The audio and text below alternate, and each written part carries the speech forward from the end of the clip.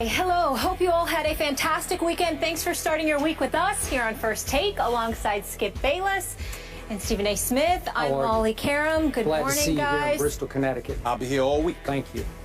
Skip, another costly win for your squad. Obviously, Yep. Tony Romo suffering a fractured left collarbone in the third quarter of Sunday's win against the Eagles. So no Romo, no Dez, a slew of other injuries.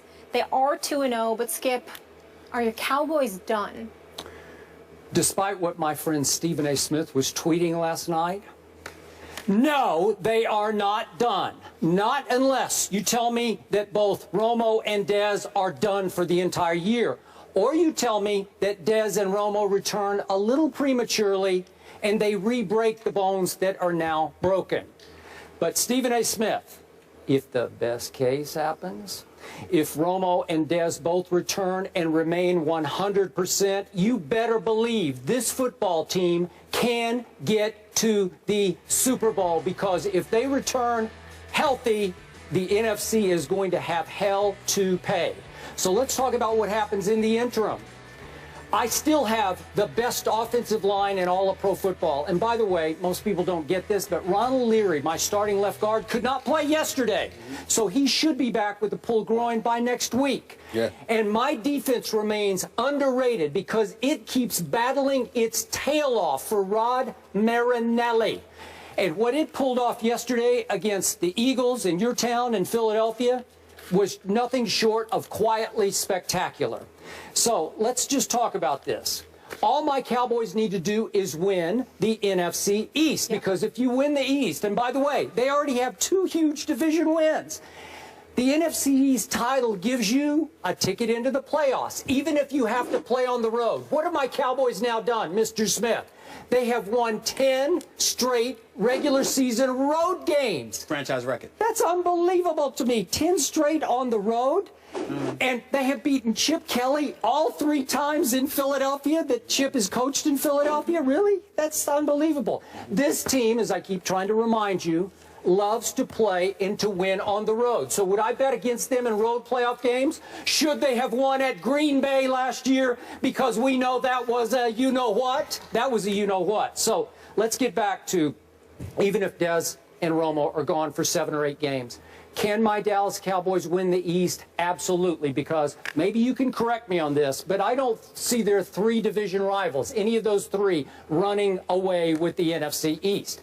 Listen, your Giants are not 0-2 awful. The Eagles are not 0-2 awful. They will both make a little noise. They will both have their moments. Hey, the Redskins are not bad. They've already had their moment, but they still have Kirk Cousins at quarterback, which is why I don't fear long-term the Washington Redskins. So let me just go to, if my Cowboys, with Brandon Weeden at quarterback, who, by the way, very quietly went 7 for his 7 that he threw in that game yesterday, 7 for 7. And remember, this is his 2nd year in the system, and he made a big point last night. This is the first time since 7th grade that he's had the same offensive coordinator for 2 straight years. So he's far more comfortable in this system now than he used to be. Yep. So what if my Cowboys, who have some guts and fight in them that is becoming special, what if they pull off a win against Atlanta at home? What if they go to New Orleans, where Jameis Winston won yesterday, and beat Drew Brees to get to 4-0? Right. Guess what happens then? Here comes Greg Hardy. Here comes Rolando McClain. Maybe here comes back Randy Gregory from his high ankle sprain. You don't think that defense is just going to get a little stronger, but stronger? They will. So do I think they're done? No, they're not done, because they still can win the NFC East. Thank you very much. Skip Bayless, let me start off the show by giving you kudos, because for the 2nd consecutive year, you're absolutely right. The Dallas Cowboys are going to win the NFC East. The Eagles, once again, have let me down. I'm done. Oh, you're writing it off. I'm writing the Eagles off. I'm writing the Eagles off, and I'll get to that in a second. They just look pathetic. I can't believe how awful they have looked yesterday. The Dallas Cowboys looked sensational defensively. When I imagine the fact that they don't have Scandrick, that they don't have, Randy Gregory, okay, that they don't have Greg Hardy, that they don't have Rolando McClain, and I look at what that defense was able to do yesterday, It's very impressive. There's no question about it. And when you imagine Des Bryant and Tony Romo, it's clearly it's understandable why they were your Super Bowl picks. The Philadelphia Eagles are an entirely different story. The Philadelphia Eagles had 17 yards rushing yesterday. 17 yards rushing. In 2 games, they have a grand total of 70 yards rushing. Their 17 yards rushing yesterday is the worst since the franchise was in existence in 1961. Yeah. That's how bad the Eagles' offense was. Sam Bradford looked like a straight-up... I'm not going to even call him names. What I'm going to say is he looked pathetically weak. He looked petrified. He looked in over his head like a deer caught in headlights. The offensive line, whether it was Kelsey, whether it was Gardner, whether it was this dude Barbary or whomever, the Eagles' offensive line is a shell of itself, and Chip Kelly looks like no genius. You got rid of Evan Mathis, who's now in Denver. This was an 11-year veteran and an all-pro at your left tackle spot. You see where that's got you. Okay, Jeremy Maclin, your wide receiver, is gone. Clearly, Chip Kelly is so addicted to his system. His level of intelligence and his IQ is so above the charts compared to everybody else that somehow, some way, he does not believe that he needs talent in order to win in the NFL. He only needs his system. So, Skip Bayless, I will concede that you are absolutely, positively, 100% correct about your Cowboys as it pertains to the NFC East. Here's the thing. Here we go again with waiting to I happen. was not measuring the Dallas Cowboys according to the NFC East. Sure, I picked the Eagles. Sure, I thought that they would do some damage because of their offense. Sure, I was wrong about that. I'm wrong about quite a few things. I don't pretend to be infallible, nor do I pretend to be perfect. What I pretend to be, which is not pretentious at all, is accuracy as it pertains to the Dallas Cowboys overall. And what do I consistently say? At some point in time, the Dallas Cowboys, just like Jay Cutler, they won't let you down. Just be patient. What can go wrong will go wrong. Because why, Skip Bayless? They are, say it with me, they are an accident waiting to happen. Now, in all seriousness, because we have some idiots out there, adults and children, who literally believe that I'm laughing about somebody's injury. No, I don't want anybody to be hurt. I don't want physical harm to come. Tweeting some more. That's right. Thank you. No, seriously, in all seriousness, because we've got some people even in our profession who will remain nameless. But I saw something yesterday, that took it a bit seriously. Okay. No, that took it a bit seriously. Yeah. Okay, and I do not wish physical harm upon anybody. I wouldn't be sitting there laughing if somebody was on the turf paralyzed or something like that, or they had a neck injury or had to be carried away in an ambulance or anything like that. Injuries come with the game of football. As long as from a health standpoint you're ultimately okay, all right, and you don't have your career shattered or anything like that. When I'm laughing about it, it's about the result it's going to have on your football team, not necessarily you being injured. So everybody needs to pump the brakes there.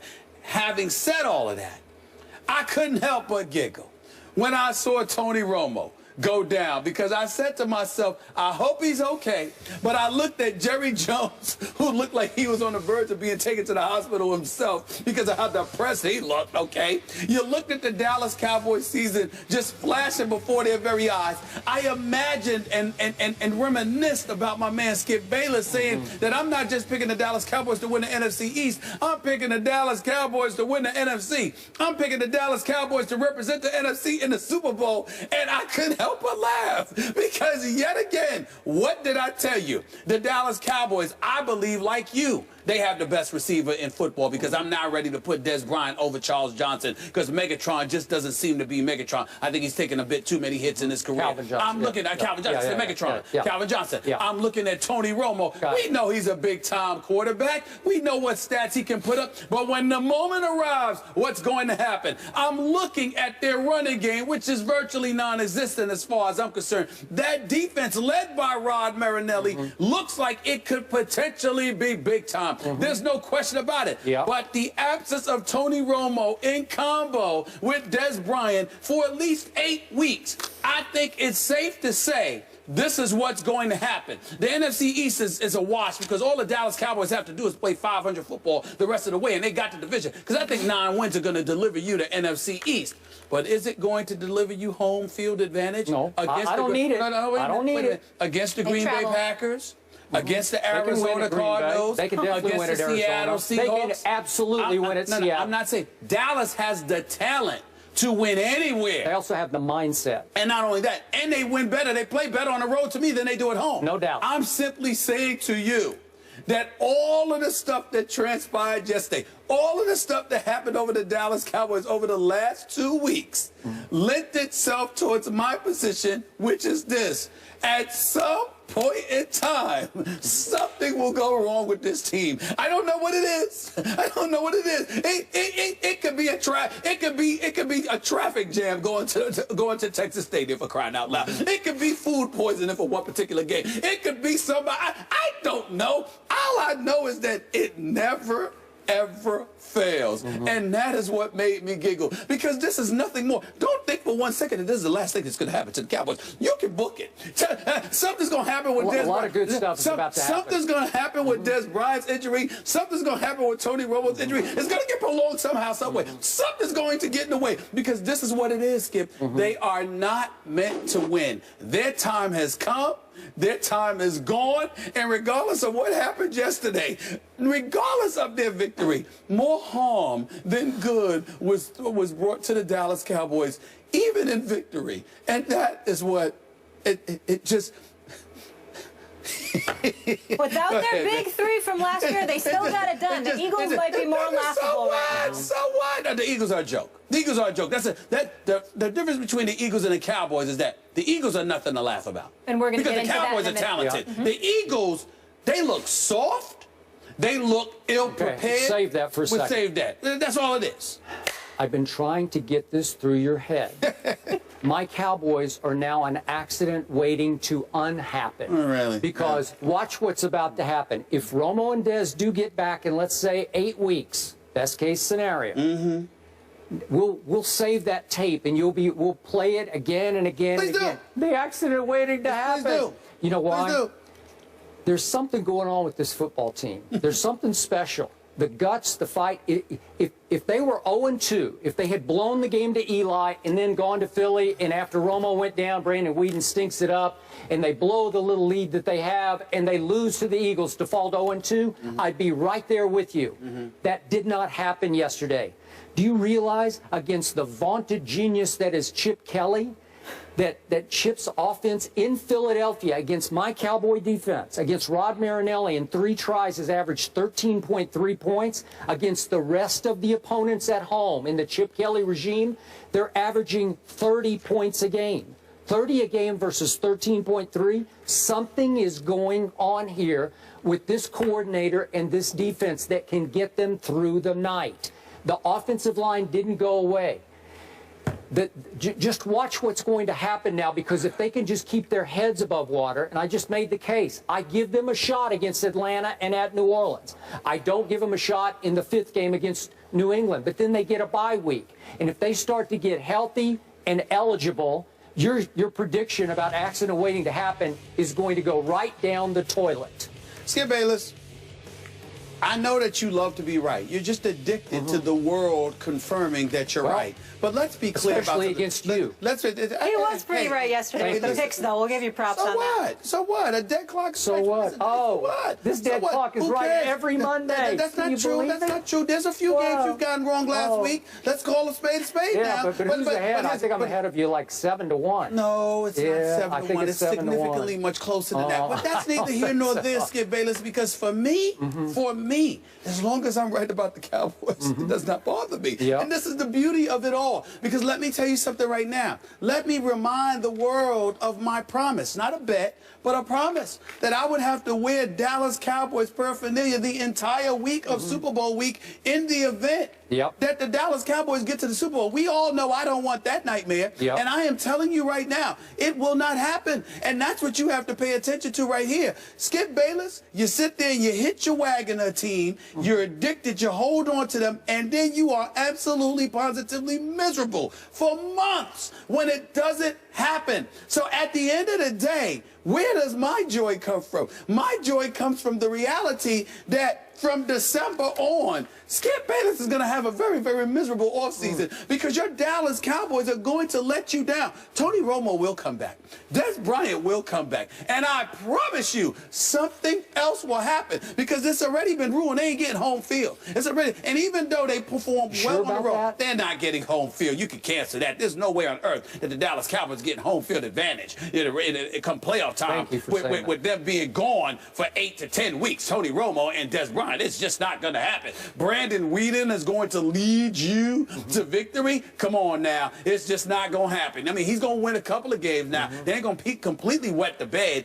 But the Dallas Cowboys will struggle. They will not be the same team. And as a result, it will cost them home field advantage in the playoffs. And as a result of that, they will not be going to the Super Bowl. As I promised you, they would not. This, to me, as long as Tony Romo, God bless him, they don't want any life-threatening thing to happen to him, of course. But thank goodness, you know, he's relatively healthy, but he can't play football. In the end, I want you on the field with your best losing that way rather than you getting injured, except with the Cowboys. Because with the Cowboys, my accident waiting to happen mantra, I love that to continuously prove correct. Okay, whatever can go wrong will. And that is what has happened to the Cowboys. And you will be forced to face that sooner than you think. And you will be forced to wear Cowboy paraphernalia for that whole week leading up. It will not happen. No? It will not happen. Our bet is still in. It's no bet. Yeah. I didn't even ask you to bet me. I volunteered. That's no true. bet involved. Okay. I will gladly do this because it will not happen. Okay. That miracle will not try to surprise Okay, but you're you. declaring it null and void as in it can't happen now, but it's still in effect, right? Can't happen. Okay, I just want to make sure it's still in effect. We got it on record. All right, you heard from Skip and Stephen A. on the matter. Now it's time for you guys to weigh in on Twitter. Let us know what you think by replying yes or no to the hashtag